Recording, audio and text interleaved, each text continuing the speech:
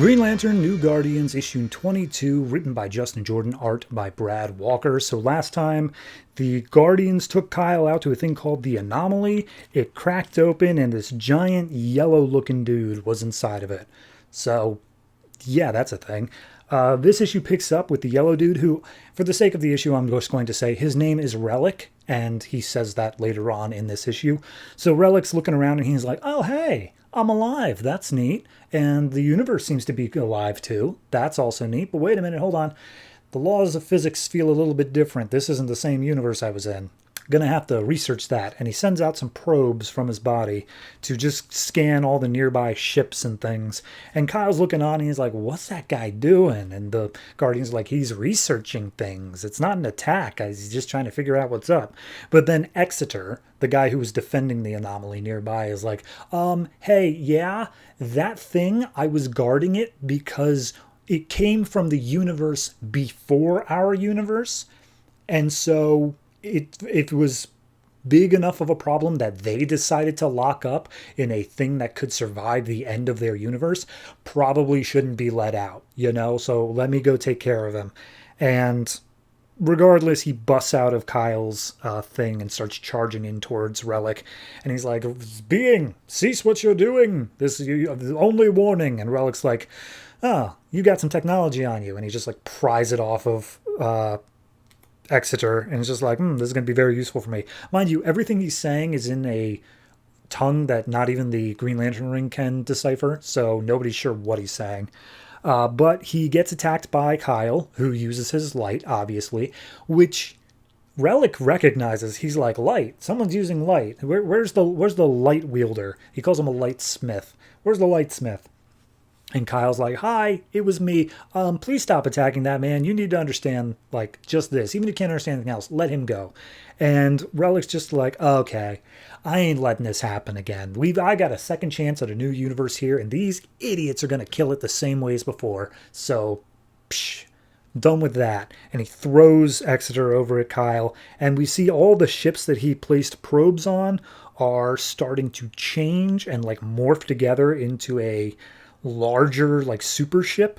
And Kyle's like, okay, I'm 89% sure that everyone in those ships is dead, so let's run in and try to save as many as we can. And so he flies in at top speed and unfortunately gets caught up inside the ship as it's forming. And once he's inside, he's like, okay, well, as long as I'm in here, I'm going to cause some damage. So he builds a Green Lantern buzzsaw ring that he can ride in, and as he's causing some damage, the ship itself starts absorbing his construct and then starts grabbing at him and sucking away all of his energy until he stops being a White Lantern and just transforms back into normal-ass Kyle. So back in Coast City, Carol is doing some paperwork when all of a sudden her ring goes off. It says, Star Sapphire, we need you. She transforms against her will and is immediately teleported away to where the new Guardians are, and they're trying to repair Exeter. They're doing the best they can. And Star Sapphire's like, how in the hell did you manage to access my ring? And they're like, it was very difficult. It took us 20 seconds. But look, here's the thing. Kyle got stuck in the ship. We are totally out of our depth here, and we really need you because we think you have the best connection with him to go and save him. And she's like, I don't really have that much of a connection with him, but sure, okay, I guess I'll give it a shot. And we see Kyle inside of the ship, and he is just sitting under a tree painting a nice little painting, and we see Relic's text balloons pop up saying oh, do you need anything, Kyle? He's like, nah, I'm good. I already did all these paintings on the history of our universe and the history of the Green Lantern Corps and every 70s action movie. What more do you want? And he's like, well, how about you paint me a picture of Oa? And he's like, oh, that's cool, but is there a name I can call you? And he's like, oh, well, they used to call me Relic, but they don't anymore. It's like, oh, why is that? It's like, oh, because they're dead, but that's okay. And he's like, all right, that was dark. One picture of Oa coming up. So then we see what was actually going on, and Kyle is in some sort of horrific nightmare coma as Relic is running a whole bunch of tests on him. And we see he's like, yeah, these batteries sound super interesting. So Carol's trying to figure out the best way to go in and rescue Kyle. Exeter comes to, and he's like, hey, here's the thing. My power is that I can redirect any energy that's thrown at me and like focus it. So if you have the ability to just hit me with as much Star Sapphire power as possible, I'll blast a hole in that ship. And she's like, best idea I've got. So she hits him hard. It focuses the energy and sends it into the ship.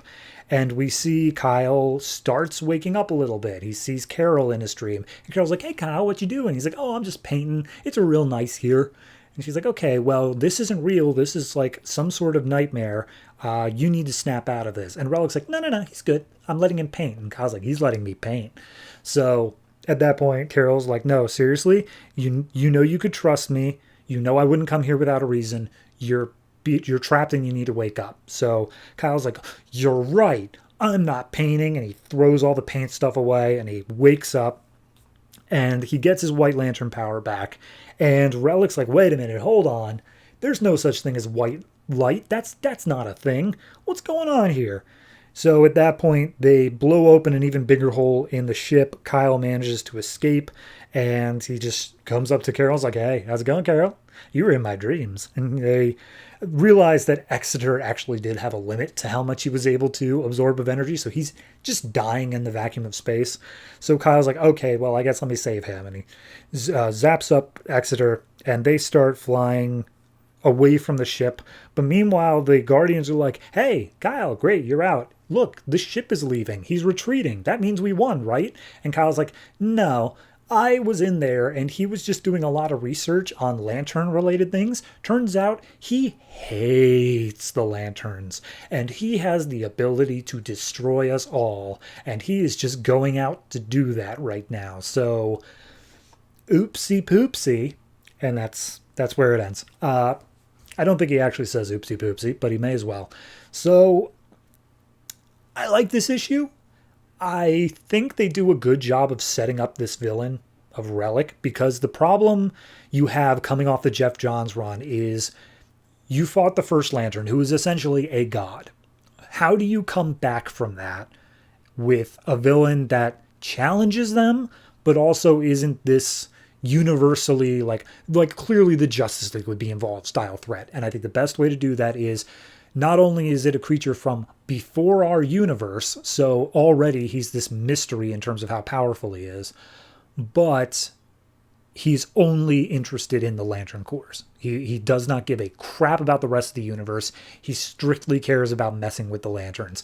I think that's a brilliant way to bridge that gap of how do you make the villain not a Justice League level threat. Clearly, he probably should be, but only the Lanterns are going to deal with it. So overall, this issue, the artwork, fantastic. I like the writing style of it, and I do like how they're introducing Relic here. So overall, I think I'm going to give this issue, I'm going to give it an 8.5. I really did enjoy it. I think it gives a solid intro here. It's still in the setup phases, which is why I'm not giving it like that super wowie, super awesome rating, but it is still very, very good. It's a great book, and I'm looking forward to whatever it is we're going to lead to in terms of Relic.